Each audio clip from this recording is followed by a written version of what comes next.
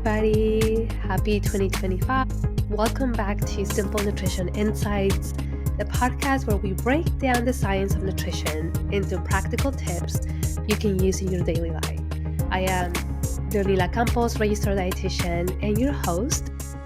Today, we are diving into a hot topic: how to keep your immune system strong with the power of nutrition.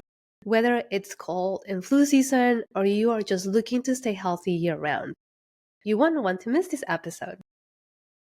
We will cover the essential nutrients for immune health, foods to include in your diet, and even some habits that may be working against your immunity.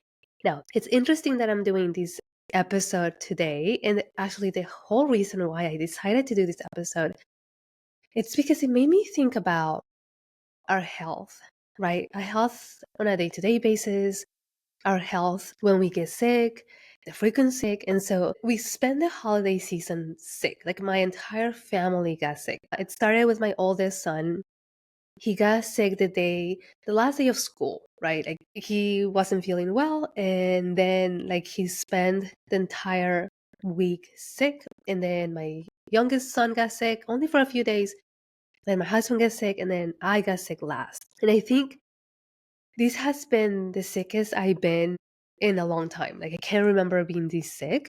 And so I was thinking, oh my gosh, I can imagine maybe people that are chronically sick and like how they feel. And so nutrition does play a huge role in our immune system and our ability to recover, the length it takes to recover, and obviously how often we get sick. So I said, it is still winter, flu season, and just being sick is the numbers are higher, right? And so I said, let's do an episode on that. So you can still hear my congestion. It's gotten better, but at one point I felt like I wasn't myself, right? I was just really weak, and I wasn't hungry. I was drinking a lot of fluids, but I'm feeling better, more like myself. I have been able to see clients. Last Friday, I had to cancel some sessions because I was just absolutely wiped out. Like I wasn't feeling well at all. So anyway, let's start with the basics, right? Just a quick overview of our immune system. It is our body's defense army. It protects us from harmful invaders like bacteria, viruses, and toxins. It's made of organs, cells, and proteins that work together to fight off infections. And guess what? What we eat plays a huge role in how well our immune system performs. So I want to linger here for a little bit. And I want to talk a bit more about what the immune system is, right? As I quickly mentioned, but it is composed of various organs like the bone marrow, the thymus, the spleen, lymph nodes, along with specialized white blood cells, including lymphocytes, lymphocyte B, and T cells, neutrophils, monocytes, macrophages, and natural killer cells. They all work together to defend the body against any pathogen, anything that is foreign, right, that the body sees as that it shouldn't be in our bodies. And so it's a network of cells, tissues, and organs that identify and neutralize threats to the body. Now, there are specific cells, right, that do specific jobs. So for example, B cells and T cells, they directly attack infectious cells. And natural killer cells fight viruses and cancerous cells. And then we have phagocytes, which are neutrophils. So when you do blood work, right, and oftentimes they'll check your neutrophils, your monocytes, your white blood cells. And if those are elevated, right, could be an indication of some kind of sickness. We have our bone marrow that produces all blood cells, including immune cells, and our thymus, where T cells mature and develop, our spleen, which filters blood and stores immune cells, and our lymph nodes, which are small bean-shaped organs throughout the body where lymphocytes encounter antigens and get activated. So all these organs, all these cells and tissues, right, work together when we are sick. Now, we think about, okay, how much does that affect our bodies? Like when we get sick, if we think about just the general symptoms, right? We feel tired, our temperature might increase, but we might not be as hungry. We just feel like blah, like we just feel like we want to sleep. Now, here is why. When we are sick, we might think that our bodies are not working, right? Our bodies work 24/7, nonstop. But when we get sick, our bodies work significantly harder than usual, as our immune system is actively fighting off the infection, which does require a large amount of energy, right? Calories, often leading to symptoms like fatigue, muscle aches, and fever, as our body is prioritizing battling the illness over other functions. Essentially, our body is using a lot of resources, right, to defend itself, making us feel weaker and less energetic than normal. Because if we think about, okay, our bodies are working 24/7. Now, if we get sick, our bodies are trying to do their best to get us better soon, right? So they're working even harder to be able to do that job. And so it does require a lot of energy, right, to be able to do that. And so our white blood cells are rapidly produced and deployed, right, to fight the invading pathogen. And that can lead to some inflammation and some aches. Also, if we're having fever, right, that increases our metabolism. And so it can also increase our energy, the rate that we are burning calories. The inflammation response from our immune system can also lead to widespread muscle aches and feeling of tiredness. And that can also increase our heart rate, because our heart is working extra hard, right, to circulate blood and oxygen throughout our bodies, and that contributes to a faster heart rate. So rest is crucial. Now, I learned this the hard way because I am a super active person, and in my mind, I was okay, maybe I should move my body more to get the blood flow, which it does help, right? But I had been fighting these sickness for a while, and I was feeling pretty weak. But on Thursday of last week, I woke up and I was like, okay, I feel pretty good. I did a quick workout, and I said, okay, I feel good. And usually Tuesdays and Thursdays, I do a swim class, right? A 60-minute swim class. The pool is heated. It is outside, so you still feel really cold. So I was like, I think I'll be okay. So I went swimming on Thursday, and swimming requires a lot of energy, right? Because you're using a lot of muscles. And so I hadn't been eating very well because I wasn't hungry. Digestion is another process that slows down because it also requires energy, right? It requires your body to work to be able to digest the food. And so sometimes that slows down because your body's trying to fight the infection or trying to fight whatever pathogen is in your system. So you're not going to feel hungry, right? Because it's another thing that your body has to worry about, even though we still need the nutrients. So I wasn't feeling very well during the week, so I wasn't very hungry. And so I felt okay on Thursday and I went swimming. Well, after my swim, I was feeling like nauseous and just weak. And then I was having like this head congestion and like a lot of pressure. And I said, oh my God, like I'm feeling worse today. So um, usually when I don't eat enough and I work out at the level where the swim classes usually is, I get really nauseous because my blood sugars drop significantly. And so I have to be able to fuel myself consistently. But when you're not hungry, right, it's harder to do that. So my husband said, you're not getting well because you're not allowing your body to rest. Right? He was upset at me. He was like, you need to slow down. You need, instead of like going swimming and waking up so early and working out, just give your body some time to really recover, rest. You're going to feel better. In my mind, I was like, man, but I thought that moving my body would help me faster. In this case, it didn't. And so I said, okay, you know what? Is Thursday, I'll just rest. Friday, I was still feeling really sick. And I did some work. I didn't work out. I just did some work that I needed to do. And then at the end of the day, I just took stronger medicine, to be able to rest and like get that congestion out. And then on the weekend, I was, I was just a bum. I didn't do anything. Obviously, took care of the kids, fed them. My husband helped me with some cooking. So rest is crucial, right? Especially if we are so used to being on the go, right? Sleep and rest is where our bodies are going to be able to recover and repair. They do that already when we sleep at night. When we are that sick, oftentimes taking that extra rest is what's going to help us. So I've been able to do that a little bit more. I'm feeling better. I can still hear my congestion. And so I'm working through that. But yeah, it has been an interesting case, to say the least. Focusing on healing is extremely important, right? Hydration is extremely important because it's what's going to take extra nutrients, right? It's going to keep our cells hydrated, being able to move where they need to go. And so that is definitely extremely important. Here's what I want to focus on, right?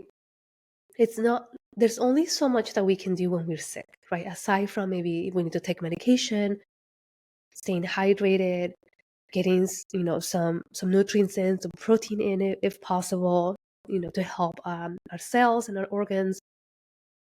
But every single day, right, and day after day, week after week, we have to be able to give our bodies the building blocks and the nutrients that our bodies need, so that way they are equipped, right, with these nutrients. So when our bodies are fighting these pathogens, we have enough of those nutrients to recover sooner, right? To be able to recover properly, but also to prevent the frequency of the sickness, right? How often we get sick.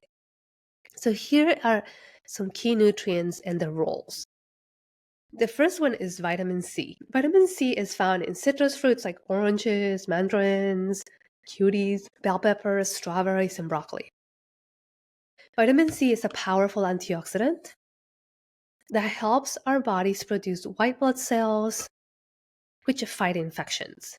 An antioxidant it reduces the oxidative stress, which damage the walls of our cells, just in general. So we need to add these foods on a consistent basis. Vitamin D, which is found in fatty fish, fortified dairy products, or fortified plant-based products, and sunlight exposure. The role of vitamin D is that it plays a critical role in immune regulation and helps prevent infections. And unfortunately, over 90% of the population is deficient in vitamin D. Now, this might be a combination of not getting enough sunlight exposure, eating enough of these fatty fish or fortified dairy or plant or dairy alternatives.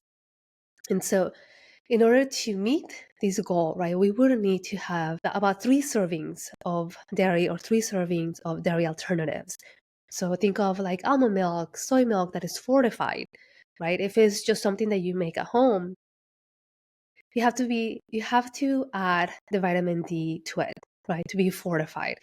So about 3 servings of that to get the vitamin D that your body needs. The role, I mentioned that. The other one is zinc.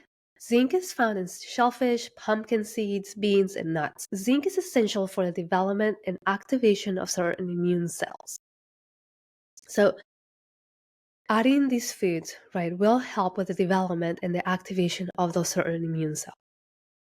Probiotics like yogurt, kefir, sauerkraut, kimchi, and other fermented foods, they support our gut health. And since 70% of our immune system resides in our gut, this is a game changer, right? We have to focus on adding these fermented foods to be able to help our gut, which is going to help with our immunity. If you have gut issues or if you have diarrhea consistently, those probiotics, right, which is the good gut microbiome, oftentimes that gets dysregulated, right? And so adding these fermented foods can help, as well as with the prebiotic, which is the fuel, right, for the probiotics, the fiber. Antioxidants, which are found in colorful fruits and vegetables like berries, spinach, and sweet potatoes, they help reduce inflammation and protect our cells from damage.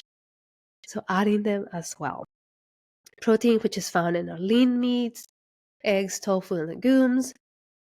Protein has so many roles. It's a macronutrient, right, which is a bigger molecule that is essential, but protein provides the building blocks for immune cells and antibodies. We need to be able to add these foods every single day, so our bodies get those building blocks that it needs to, one, help us prevent the sicknesses, but also as we get sick, right, to be able to recover faster.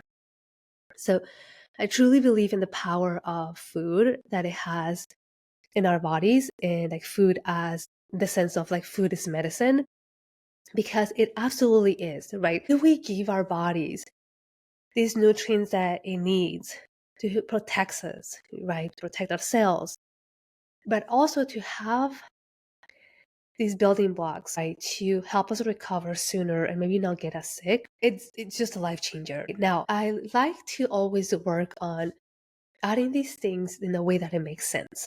If right now you're like, I hardly eat anything with vitamin C or anything with vitamin D or zinc, the idea is to incorporate them slowly, right, in a way that it makes sense for you, and then build onto that.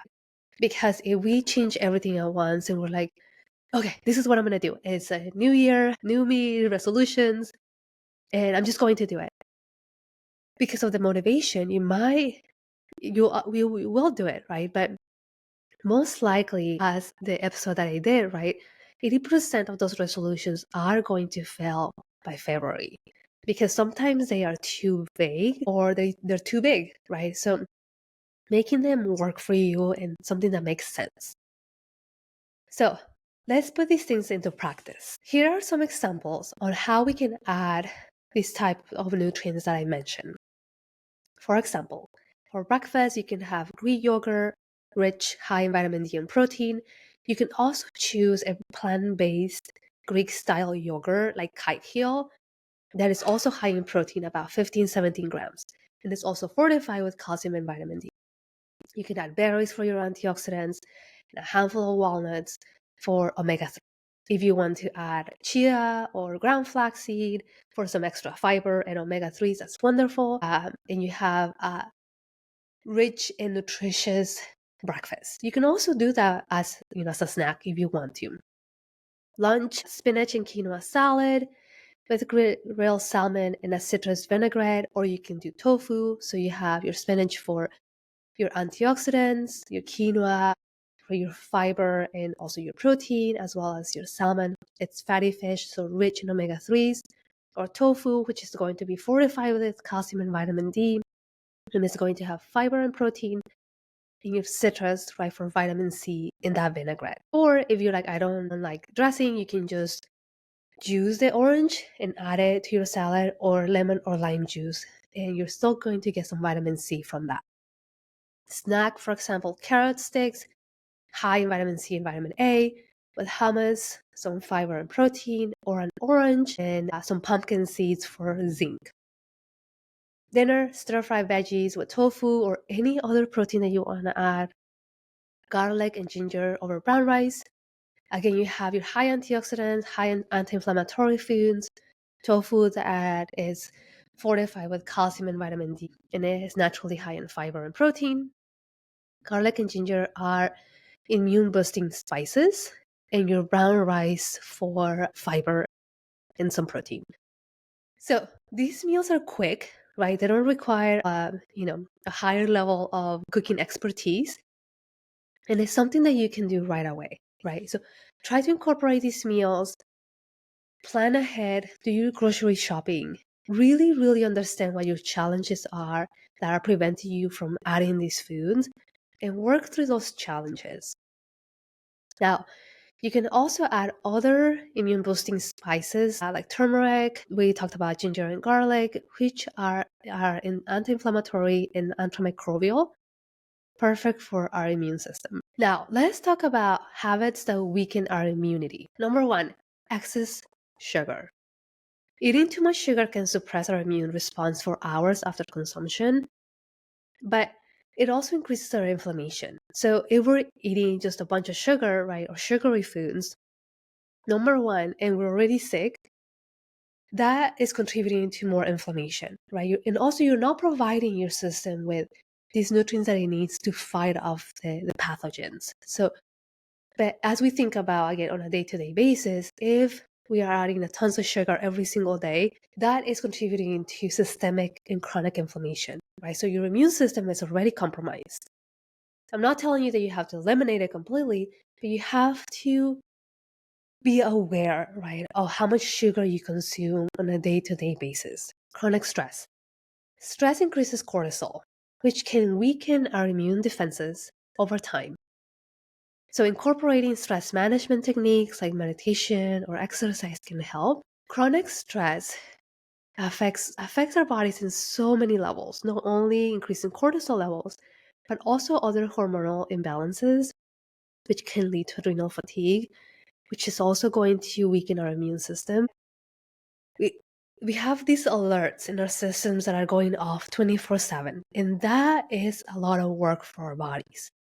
We do get to a point where we're fatigued all the time, we're foggy all the time, we can't seem to get well, rest very well.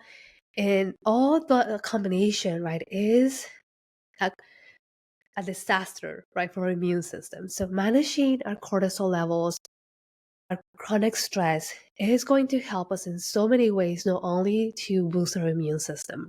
For sleep, right, our immune system needs sleep to recharge. So aiming for 7 to 9 hours per night is the recommendation, but not only the amount, right? The quality of sleep also plays a huge role. So we could be sleeping 9 hours, but the quality is not what it needs to be, meaning that we're not getting good deep sleep, good REM sleep, which is where our bodies truly recover and repair. And so when we wake up tired, right? We're tired throughout the evening or throughout the day. And so really looking at, and I've done an episode on sleep, so take a look at that. But figure out what are the challenges and what is your routine leading to bed, right? If you're overstimulated, you might want to decompress yourself. Or if you have so many thoughts in your mind and your mind is racing and it's not letting you to like calm down to a level where you feel rested, figure out how you can transfer those thoughts into paper or somewhere else that is going to allow your body to rest and recharge. Dehydration. I have a lot of people that say I hate water. Well, water is essential. It's something that our bodies need. Obviously, the things that we eat are going to have some kind of water, right? Especially if we eat more fruits and veggies, a lot of water there. If you eat more dry foods, more fried foods, not a lot of water there. But when you think about water and staying hydrated, it helps our body flush out toxins and maintains healthy mucous membranes. So it is your first line of defense. And when you're sick, you need more water, right? Because your body's working so hard at getting rid of all those toxins, and your kidneys need that extra help. So if you don't like water, add a little bit of flavoring, add some fresh chopped fruit in it, add some tea, figure out a way to stay more hydrated, because this is going to help you not only with your immune system, with your skin, but just for overall well-being. And I think I've done another episode on hydration, so take a look at that as well. Okay, let's look into more of a holistic approach. We're not just our immune system, right? We are a whole person. And so nutrition is just one piece of the puzzle. Combine it with regular exercise to improve circulation and immune cell activity. Now, this is on a day-to-day basis, right? If you're sick, obviously you need your rest, as the example that I gave of me not resting. But this is after you recover, right? On a day-to-day basis, you need to move your body. Our bodies are meant for movement, and that helps with circulation and taking oxygen throughout our bodies. Find whatever it is that you want to add in for movement, right? Walking, yoga, Pilates, strength training, whatever it is that you want to start with, but do it consistently to a level where it's a habit and you just automatically do it. Make it a non-negotiable. Managing stress through mindfulness or yoga, by finding a way to manage your stress, because it's going to help you with your cortisol levels and your immune system and just overall mental health well-being. Now, this one is up to you, right? If you are doing vaccines or immunizations, right, and you want to be up to date with that, that's wonderful. can give you a boost in your immune system too for extra support. Okay, a few questions, common questions about our immune system and our immune health here. Can supplements replace a healthy diet? The answer is no. Food is the best source of nutrients. It should always be your first line of defense because food is not only going to give you vitamin C, right? Like, for example, the foods that I gave you that were high in vitamin C, like bell peppers and citrus, they're not only giving you vitamin C, they're giving you vitamin A and fiber. And so you want to add the food because the food is going to give you so many other nutrients, and a supplement can only give you those specific nutrients. But also, when you add it in food, your body uses most of it and what it needs. And then if it has enough, then we get rid of it, right? With supplements, some of the supplements can accumulate, can also be harder on your kidneys, and they can also lead to kidney stones. So a high dose of vitamin C for a long period of time can lead to kidney stones. So keep those things in mind, right? You have to do food first. If you have a deficiency like vitamin D, which is something that is common, consult with your dietitian, consult with your doctor to see if a vitamin D supplement is needed. Does drinking more water directly boost immunity? As we mentioned, right, staying hydrated supports overall health. But just like in anything, right? It's not a magic bullet for immunity. You still have to do these other things that we talked about on top of staying hydrated. So remember, building a strong immune system doesn't happen overnight, but working small, consistent changes to our nutrition and lifestyle can make a big difference. Start by adding those nutrients-rich foods we talked about and cutting back on habits that may weaken your defenses. My friend, if you enjoyed this episode, share it with someone who could use a little immune system boost. Don't forget to subscribe and leave a review. You can also follow me on Instagram at nutrition_with_Leonila for more daily tips. And remember to stay safe and stay strong. In the show notes, you're going to find a recap of what I talked about and some tips to boost your immune system. Don't neglect your health. Don't neglect your nutrition. You need to give your body what it needs to build a strong immune system. Until next time, take care. Bye-bye for now.